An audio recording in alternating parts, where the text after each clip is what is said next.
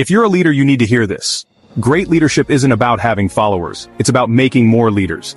The real measure of leadership isn't about power or position. It's about impact and influence. The best leaders uplift, mentor, and empower others to reach their full potential.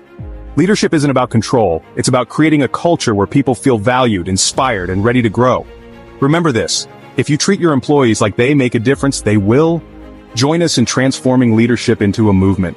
Watch this video and see the incredible difference it makes when leadership is about building leaders, not followers. What's the best leadership advice you've ever received? Drop it in the comments. Welcome to Building Resilience. I'm Jose Pereira, your host.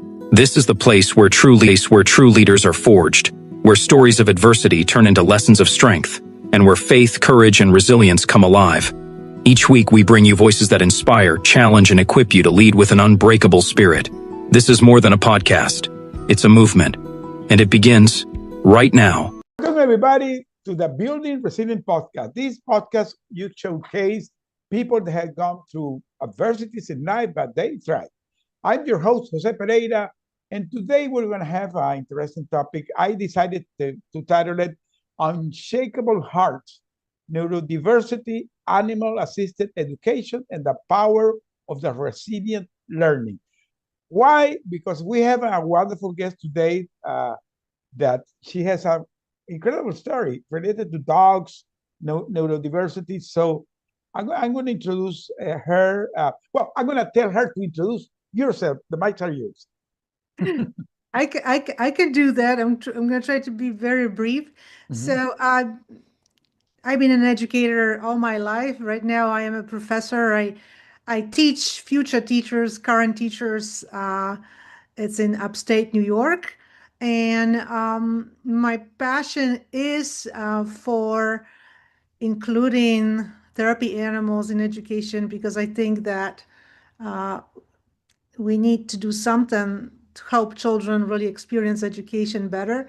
Right now, I don't think they do very well as far as their social emotional skills. There's a lot of things going on, and we need different ways of teaching really and educating children. So I see how incredible this practice is. What happens when you bring therapy animals to the classroom? It can really make a huge difference.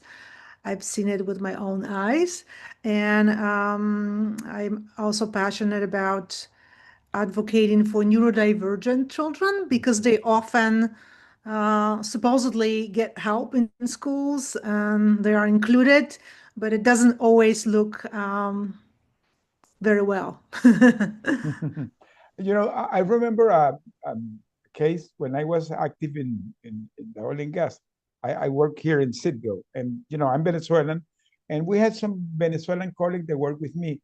There was a lady that she had a neurodivergent kid here in the U.S., and believe me, one day she came to my office and said, "Jose, I'm returning back to Venezuela." I said, "Why?" Because, being appointed here in a U.S. American company was a big deal. Huh? And she said, because, my kid doesn't adapt here in the American schools.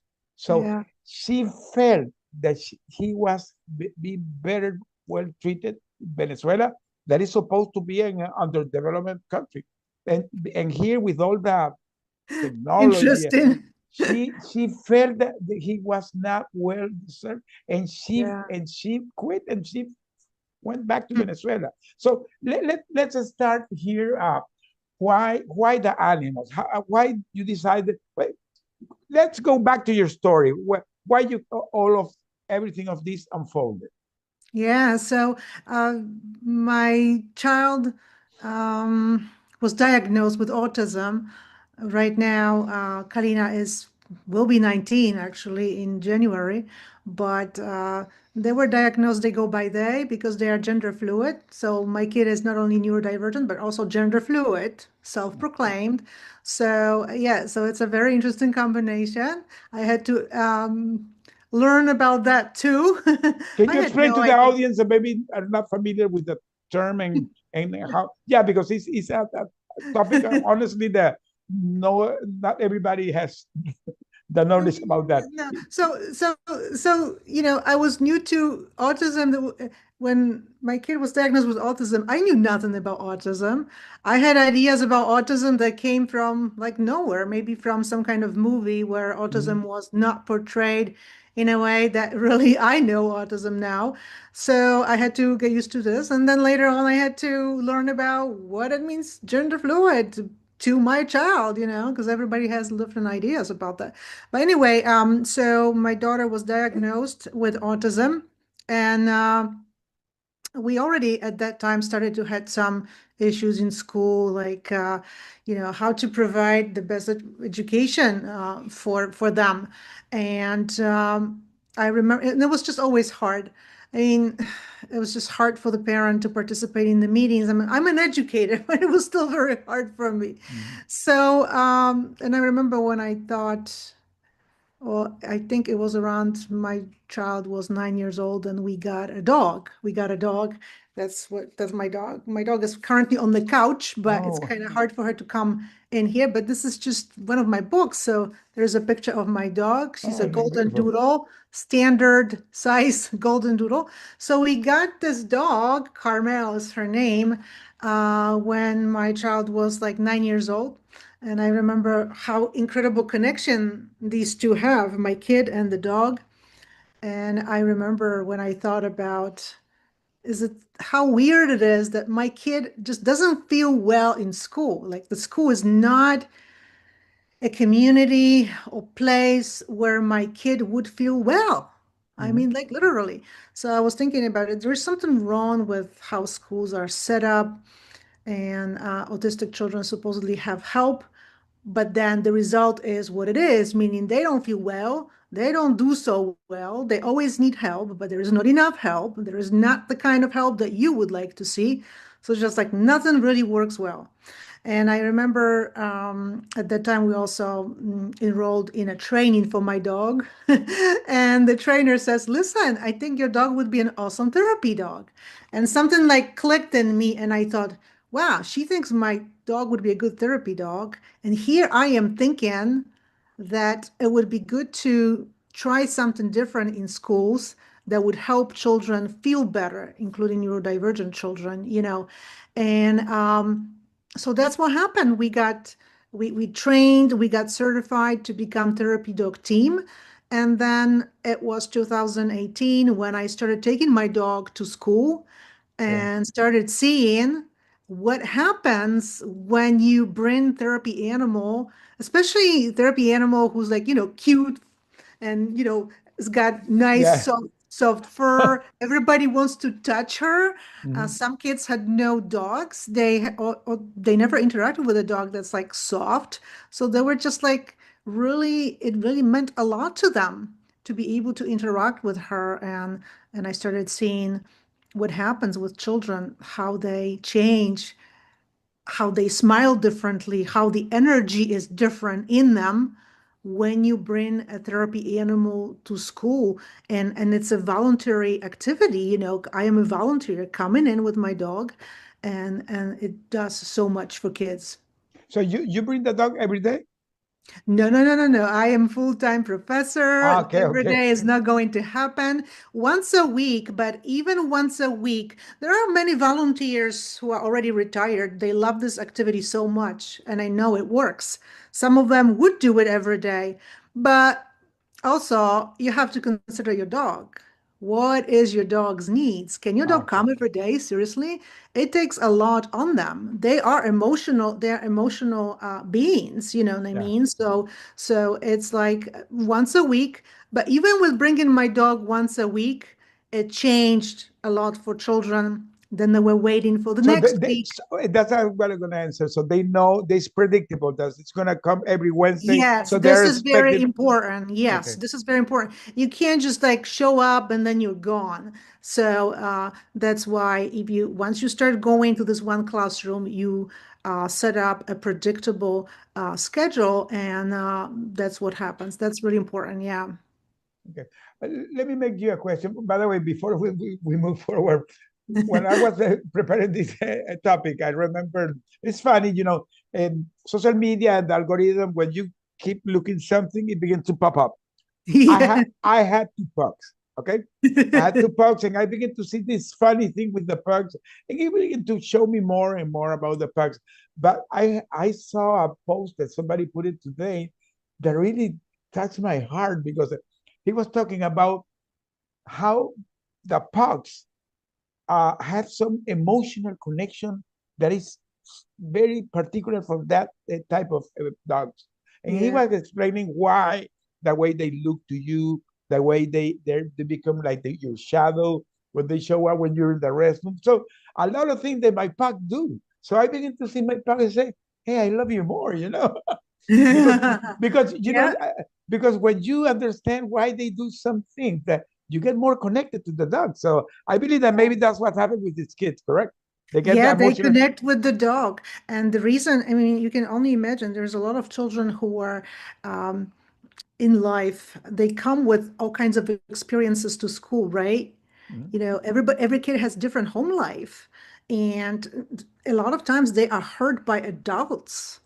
I mean, Mhm. who hurts children? Adults, Mhm. people. So kids understand it very well. You can't fool a kid. And in school, who is in school? Well, adults, right? Yeah. Do I trust the adults? Oftentimes, children don't trust the adults for a variety of reasons. This is an adult authority. They'll judge me. Mhm. Kids Mhm. know that, right? It's very Mhm. simple. And here is this animal with no judgment. And kids know that immediately too. They know right away. This animal is so cute and I can talk to it, her, the dog, and they will not judge me. We had a kid who did not speak in school at all. I mean, he was talking at home, I guess, but in school, he wasn't talking at all to the teacher, like nothing. And one time I was going with my dog there to this classroom. I had no idea he didn't speak at all. But one time, I remember the teacher told me one time you came in and Carmel touched him and he started like whispering to Carmel.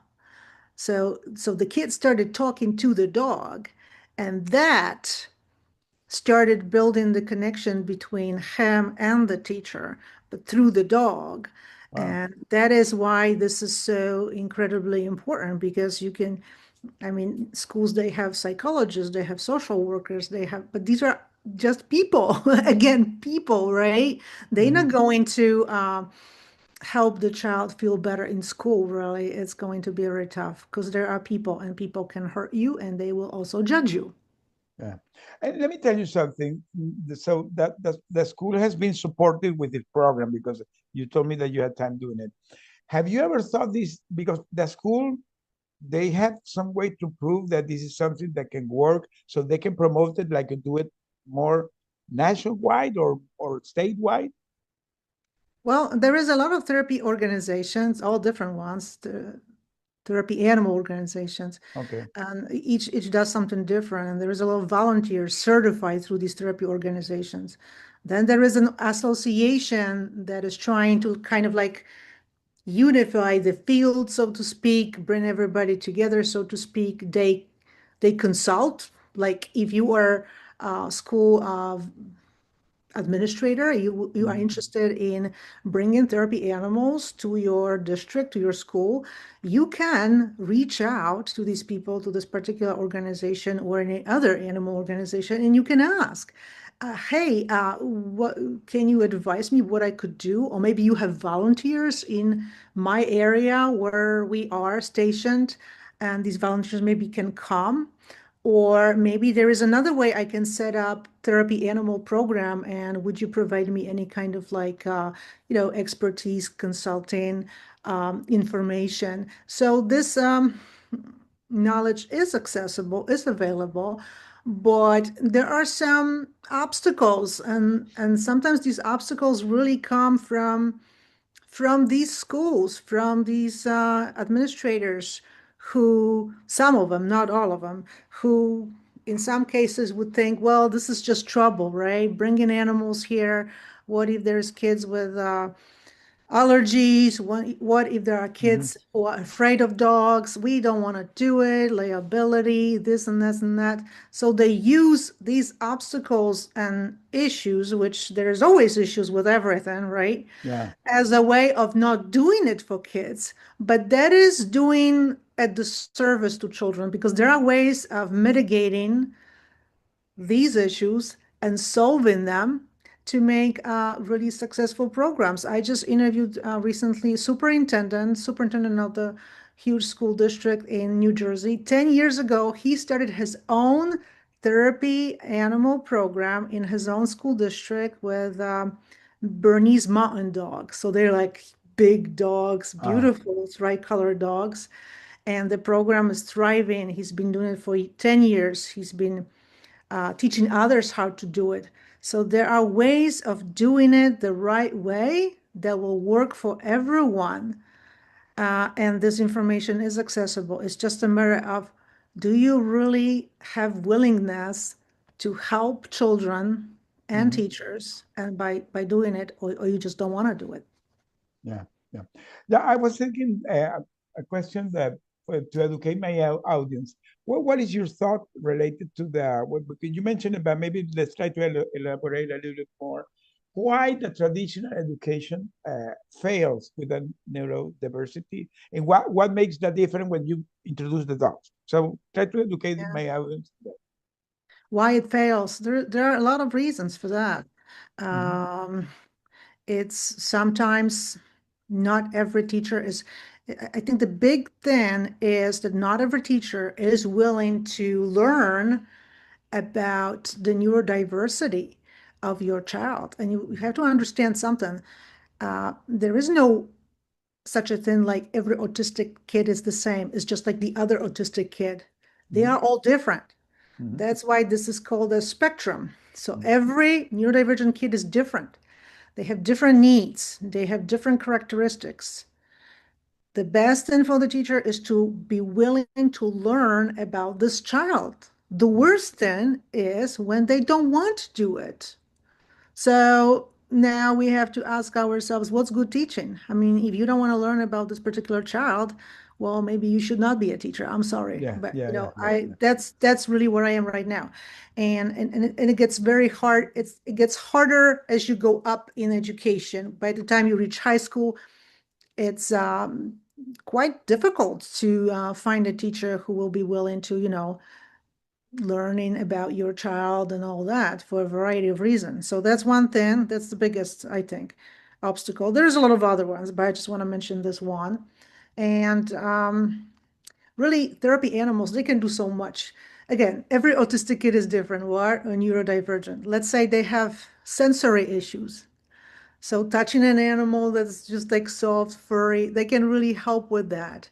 A lot of them have distractibility. They just can't focus, right? You just can't focus, especially when you ask them to learn something they don't want to learn because it's not interesting. So if you introduce a therapy animal and then kind of take this inclusion and kind of from that the learning starts. Kids are willing to learn so much better if you include dog in the learning. They will write about the dog, they will talk about the dog, so that's a way of making this learning really much more interesting. And there's all kinds of innovative ways you could go about it. And that's what I'm also doing with my collaborating teacher. So these are just basic examples, like what the therapy animal can do. And there's also kids with a lot of anxiety, like anxiety. I was thinking that freezes, right? If you have anxiety as a kid and you sit in the mouth or whatever the subject that is, and the teacher is teaching, but you like, huh? You just don't, you like zone out. You just don't even, you don't even know where you are. You just like frozen and you cannot do anything about this. And then the dog comes in and you focus your attention on the dog, the anxiety goes away or is really diminished. And then you use this opportunity as a teacher to start, learning activities with including the dog. It's a very natural way. We're gonna. That really improves them. So. Oh yeah, it really can. And we've seen it. We've seen children who, they were disengaged, they didn't like math, and then they That's were like interesting. loving the activities because it was engaging, it was fun. So who doesn't want to learn if something is fun, even if you don't like math, or maybe you have weakness in math too, for whatever reason. But when it's fun, includes the dog, you are going to like it, and you're Yeah. going to, wait for it. What about trust? Building trust. It helps it to the Well, kids to build trust yeah. too. That really is. Well, I just gave you an example. Some time ago when I was mentioning about this kid who did not speak, right? So Okay. what was that? That was building trust. The children will trust the animal. Correct. That's what they will trust the animal. And because I bring the animal, right? I am the handler. When I go there, I'm not a teacher. I am someone who brings their therapy dog to see them. So when they trust my dog, they automatically trust me too. Yeah. I talk to them too and all that, but there is like really this trust that they have for my dog and for me too, automatically, really. Yeah. Because, well, I bring my dog, right? And they trust my dog. So it's just like that, very simple. And I've also noticed that the teacher for them also is a little bit different because the teacher is someone who allows the therapy dog to come in. So how So, how it works? Tell me. So you walk with the dog, you give to the teacher, and you walk away, and then bring it back, or you stay there with them. oh, I have to stay because I I have to supervise my dog. I have to make sure that every kid is safe, but also that my dog is safe. You okay. cannot trust kids. Yeah, How they they're can going to kick handle the your dog. dog. You cannot do it. You are responsible for the children and you're also responsible for your own Okay. dog. So you have to be all the time. You have to be active participant, depending on what you're really doing. Sometimes we just come in and the learning is happening, whatever the kids are doing, and we just kind of like walk around the classroom and the kids are Okay. petting my dog. That's Okay. already doing something quite a So it's bit. not nothing in specific. He only walks around and play with them. That's it. No, this is just one way. This is just Okay. like the simplest way. But we engage in all kinds of more complicated, but not really very complicated, different activities in which my dog participates more. Like, for instance, I'm just giving you an example.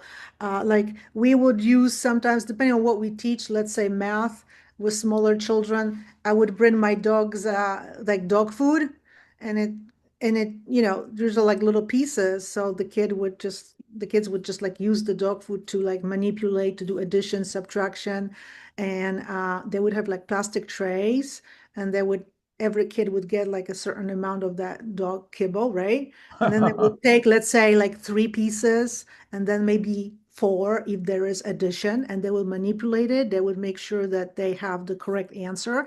And then we would tell them, okay, now Carmel will come in and will check what you have on your tray to see if you have the correct answer. And they just like, they really want to have the correct answer, right? Obviously, because Carmel's going to come and check. And how is she checking the correct answer? By eating her own kibble from that Yeah, tray. yeah, yeah, And yeah. the kid is happy. Oh my gosh, I'm correct. I'm correct. Carmel ate all the dog food from my tray, and they just like so happy. So something like that simple, that is more active participation of the dog within the activity itself, not just teachers doing something separately and dog is only walking and not participating. There is more active participation, but that happens only because the teacher likes to experiment, so that Yeah. is Yeah. yeah. Tell me something to Carmel. So when he knows when the day is coming that he's gonna go there, so you can feel that he's like happy, excited, something like that. Carmel's an interesting dog. Mhm. She's not particularly thrilled about car rides and things like that, but and she doesn't know exactly where we going because I take it to car to different places. But once we are in the school parking lot, she's just so happy. She just wags her tail, and I like to. I like to take like a video of her when she goes down the hallway Okay. because it's just like the tail's wagging, and she's just like, and she's really funny. She would like to go to every classroom. Like when Okay. the door is open, she would like to just check out every classroom, say hi to Because everyone. now maybe she knows the kids, so Oh yeah, yeah. She always liked children, little ones, a little bit bigger ones. She really always liked all size children, I have to say. Yeah. oh wow, incredible. Okay, you showed me the book, a book. So yeah, you wrote a book called Unshakable, correct? So Yeah, that's the one. you, That's my latest one, in which I okay, also talk about dog therapy okay. too. So to talk about the book. So in this book, really, I talk about my experiences as a parent mostly, but not Mhm. only, because I'm also an educator, so I cannot really separate the two. I'm talking about 2 decades of parenting a neurodivergent child. Wow. That's what it is. That's quite a bit, right? It's Yeah. it's pretty much almost 20 years. And so a lot of experiences. It's a little bit of biography, of course, but most of the book is practical. I have about 26 little chapters in which I just give practical advice, mostly to parents, but it would be also great for teachers to read it. They would understand uh, about neurodivergent children so much better. Uh, that would really help. And I also offer new vision for how we can help neurodivergent children, how we can make, and not only how we can help neurodivergent children, but by helping them, how we can help build just a better society in which everybody is kind to each other, really. And Mhm. how do we learn to even benefit from interacting with neurodivergent kids? Because not everybody knows it. Sometimes people think that these kids are weird. Why should I interact with them? They are Yeah, yeah, weird. yeah, Well, yeah, guess what? They are not weird. Some of them are geniuses in certain areas of expertise. They're not really weird. You can benefit from interacting with them. So well, many companies like to hire them when they have these routine yeah. activities. They are very good. They become really excellent doing that. Yeah, yeah. Yeah. But also, the truth is that there is a very, very high percentage of these neurodivergent people who are unemployed. And that is a statistic, and that is a fact. And also, suicide rates are also very high in that Oh, oh population. yeah, So, that's what true. does that tell you? That tells me we're not doing a good job. Yeah, yeah, That's that's how it really good. is. And Barbara, you in your profile you said you're a speaker, so you speak about this in some audiences. Yes, I speak really also for my job as a university employee, Ray, I need to go to some conferences, but I really try to focus on this activity more than anything, meaning showcasing my activity and research in the area of including dog therapy, therapy animals in teaching, because um, normally programs that educate teachers don't teach about it. Yeah. If you're learning to be a teacher, you're not going to learn about the benefits of including therapy animals. But because I am also a therapy animal handler, it is my responsibility, especially because I know what it does, to talk about it. So I try to really do talks any chance I get in any way, on that topic, definitely, because I think it's very important. And also on neurodiversity recently as well. Yeah. And I'm thinking because you normally go to several schools, correct? So, but do you travel to other city or only in your location? Uh, I teach in one place, Okay. but as far as my activity for therapy animal, what I'm doing, I just go into one place, one local school, Okay. and because really any handler, therapy dog handler, really could do more work with that, meaning more voluntary work, really when they are retired, because this is a time-consuming activity, Yeah, right? I Go know. into a But place. have you Yeah. trained people to do that? No, I'm not a trainer. I'm not a Okay. trainer. This is Okay. not what I do. I'm not Okay. a trainer. Trainer is a totally separate expertise. I Okay. am more about teaching. And the other book, that one that I wrote previously, that's one Mhm. teachers and therapy dog teams, innovative collaborations to make a difference for children. That is really more what I do,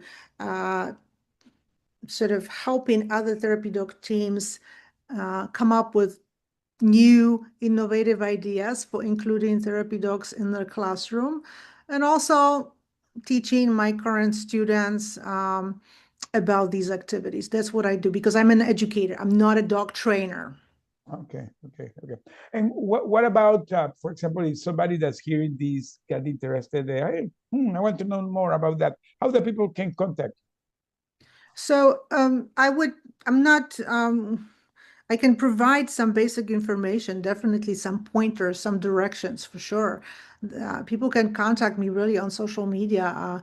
Because Anybody can. even that you're not a trainer, you can at some point become an advisor, Yes, I something can. like I mean, I can provide directions. I can provide someone with direction. Like, how do you start? Let's say somebody has a dog. It's like, oh, I would like to have my dog turn to become therapy dog. How would I do this? I can that. provide some directions for Correct. that. Or for example, somebody that's hearing that has a kid that hears this, oh, I would try to do that, and I have my dog here. So Yeah, how can exactly. How can I think my dog would be a therapy dog. How can I start with correct, that? correct, I correct, can provide some directions with that. There's no doubt about it.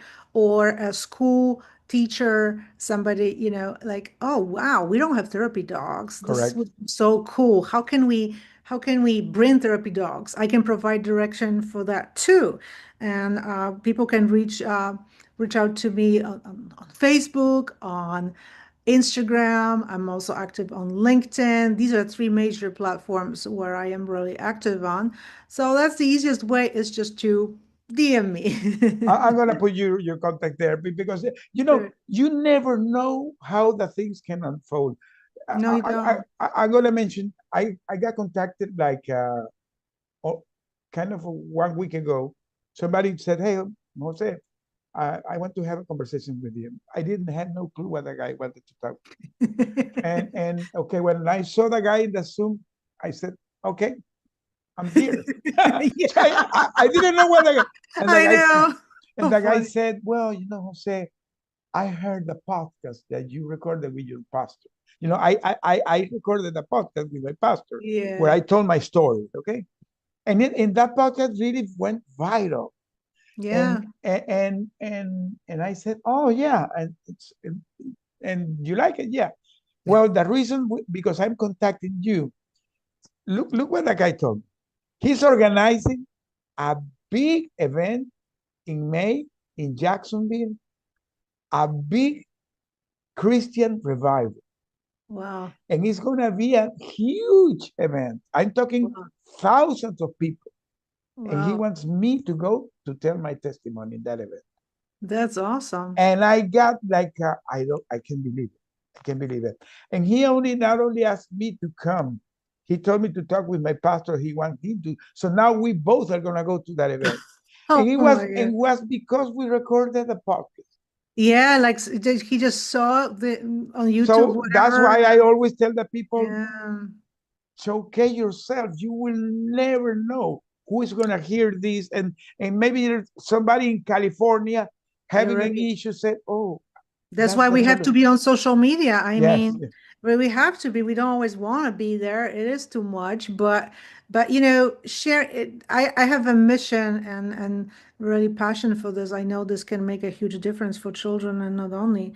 So if you have this why, your mission and a passion for this, you're going to do it, right? Even though it takes time, but you're going to show it and you're going to talk about it. No doubt Yeah, about it. yeah, yeah, yeah. That's true. And that directs to my next question because if you had the opportunity to speak directly to leader educators, people that can hear you, that because of your deep knowledge of neurodiversity, Yeah. what will be your speaking to them? So go ahead and talk to them. To anybody or parents or Well, talk to who people that you really think that could be parents, could be educators, people that can yeah, be here in this program and you want to get the message out.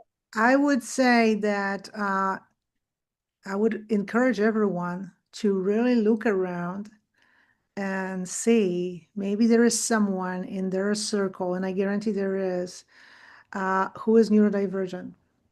And many people who are neurodivergent, because they are often kind of separated, treated as weird, if you show them your attention, that you are interested in them, something that they would share, you can really find an incredible friend. And I don't want to say that every neurodivergent person is perfect and loyal. I'm not saying that. But many of them, they will be your friend for life. If you show them a little bit of care, attention, right, and interest in what they present, what they know, what they are about. I mean, you gain a friend. I mean, who does not want to gain a little bit more friends? We all do. And another thing too is, if you want anybody, if we want to create a good society in which everybody is accepted the way they are, we cannot do it without taking care of neurodivergent people and looking at how they are treated in schools, and how other kids who are not neurodivergent treat those children. That really tells you a lot. What kind of community do we create in schools? Do we know as teachers and administrators how to create a kind community in which somebody different is treated with respect and they feel like treated with respect? Do we do it currently? If we look around in the school, in the community, we might be surprised that everything kind of works at the surface level, but when you look deeper, things are not very good. Again, there is a reason why neurodivergent young people are not employed much at all. Many of them don't even finish high school. How is this possible that the kid, neurodivergent, valuable kid, is not able to finish high school? What's wrong with that picture? Yeah. What do they feel about it? Do they feel safe in this place? Do they feel valued? Probably not. So we have to ask ourselves these questions. I know these are hard questions, but I have to pose them. No, I believe when I'm hearing you, it has to do with emotional intelligence and the empathy, because you don't have a kid with a neurodiversity, but you don't know. Sometimes it can happen, you know? Because sometimes the parent says, "No, this is her problem. This is not my Right. problem." But you never know. You never Well, know. that wasn't my problem either. I Yeah, had no correct, idea about correct. autism. I had no idea. It wasn't my problem. I was shocked when I found out that my kid is autistic. I thought, how is this possible? Talk a little bit about the day you discovered what was the first, let's say, red flag that begin to appear. You said, "Hey, I mean, something's." the red flag was, it wasn't so obvious right away because my kid is high functioning, speaks. There are autistic children who are nonverbal, so that's you're gonna have a big flag. In our case, just a little delayed developmental delays. Kids are already writing or whatever or using the pencils, and mine is not. Mine is still learning this. So there were some delays. That was the issue. But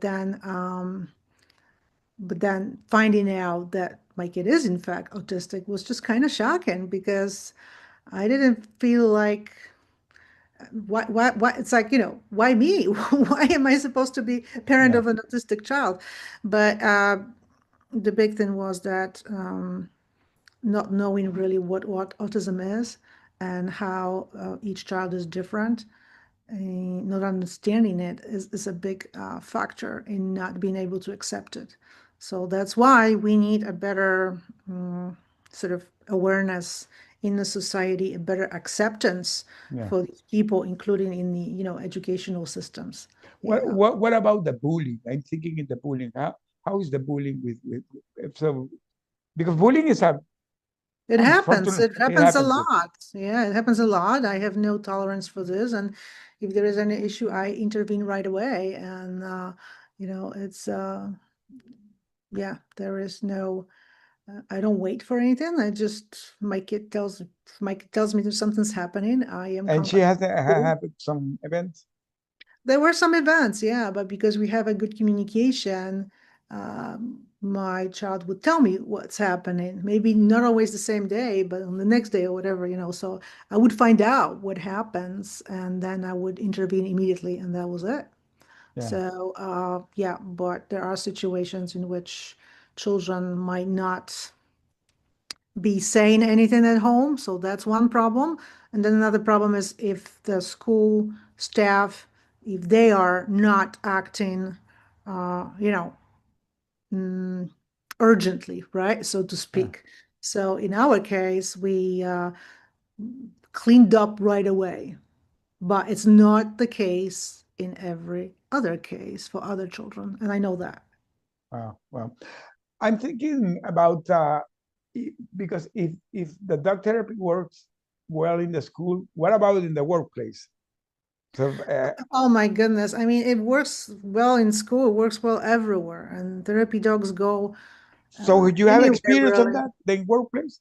Yeah, I took my dog to some places like that. We don't go to medical facilities. You can take your therapy dog to medical facilities too, if they allow, but these dogs go to like nursing homes.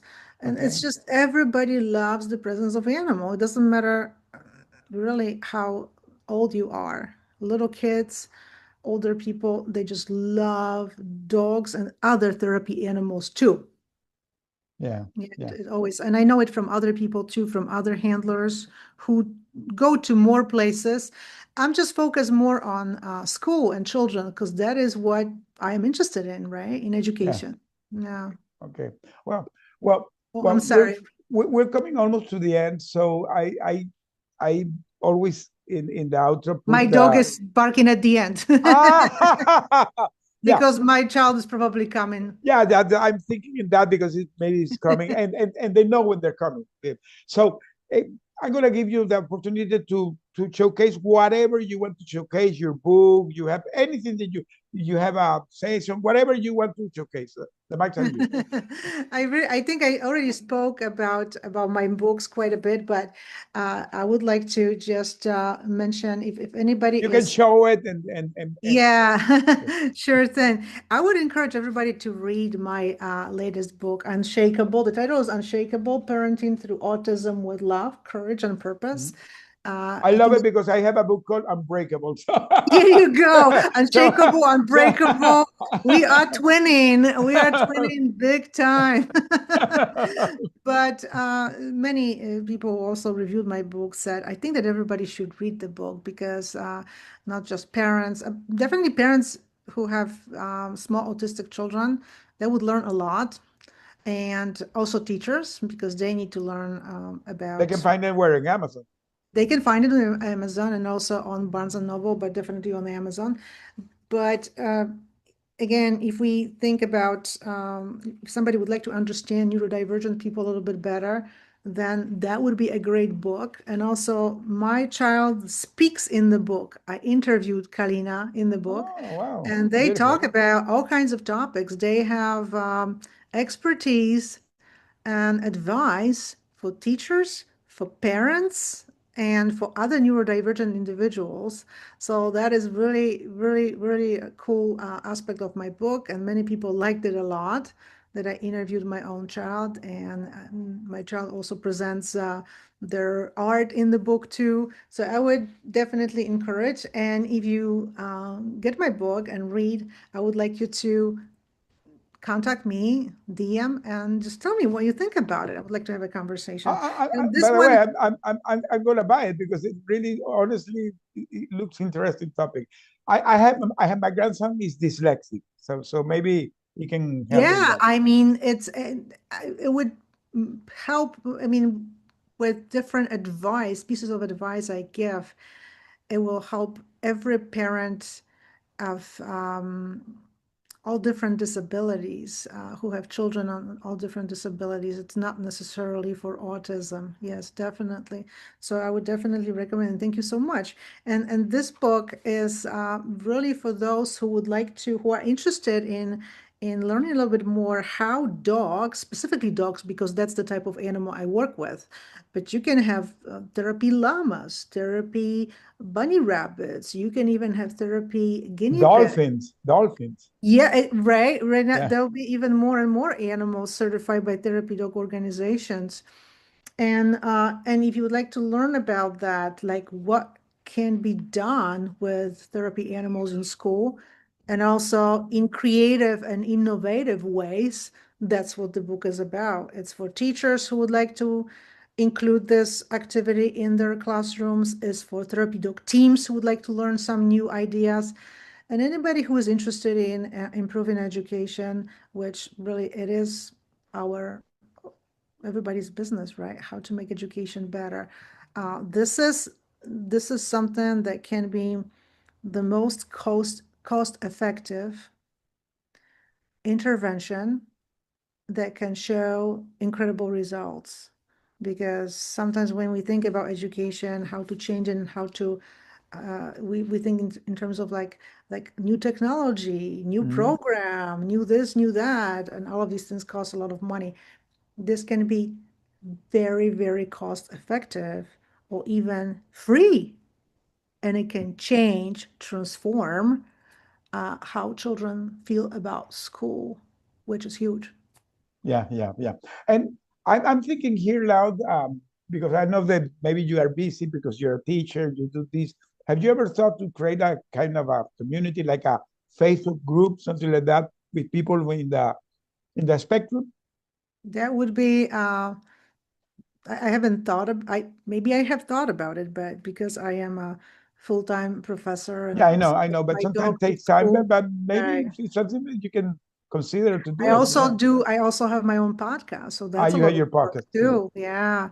Oh. Maybe in the future community, I don't know, but right now it's kind of hard to add more to my Maybe busy when you schedule. decided to get retired, something like that, yeah, you create your community and becomes a line of Sure, business. Who knows? No, sure, you never know. yes. Yeah. Right, Well, right. Barbara, that has been an interesting conversation. So, final thoughts to my audience. 1 minute speech. What will be your final message to my speech, my I think audience?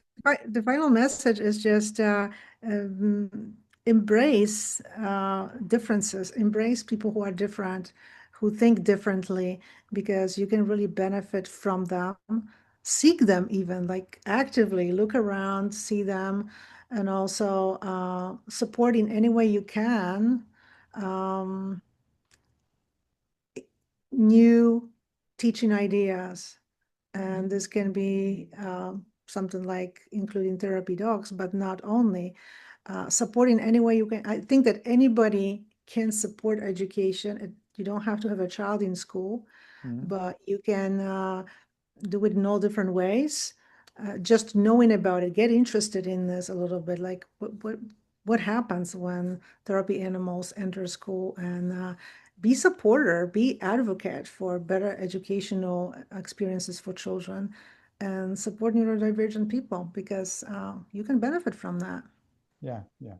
Well, Barbara, thank you for the work you do. Thank you for your courage, and thank you for reminding that resilience begins with passion and with compassion. So it was beautiful conversation. So to Yeah, our audience, if today's conversation resonates with you, whether you're a parent, educator, a leader, or simply somebody who wants to navigate, contact her. So I'm gonna put in exactly. I'm gonna put her contact, her links, her Amazon links to her books, and well, thank you for being here. Thank you so much, Jose. It was a wonderful conversation. I really appreciate it. And looking forward to hearing about where the episode airs. And I would be willing, of course, to share. Can't wait for that. Yeah, I believe it's gonna air like at the second or the third week of February because Hmm. I have Yeah, already have some of online. course. I'm gonna keep you posted, and normally before I gonna air it, I begin to promote it. I'm gonna share some clips with you so you can put also in your social media, and let's Yeah, get connected. Thank you for I being can't here. wait for that. Thank you so much. It was absolutely awesome. Bye for now. Bye bye. Bye-bye. Thank you.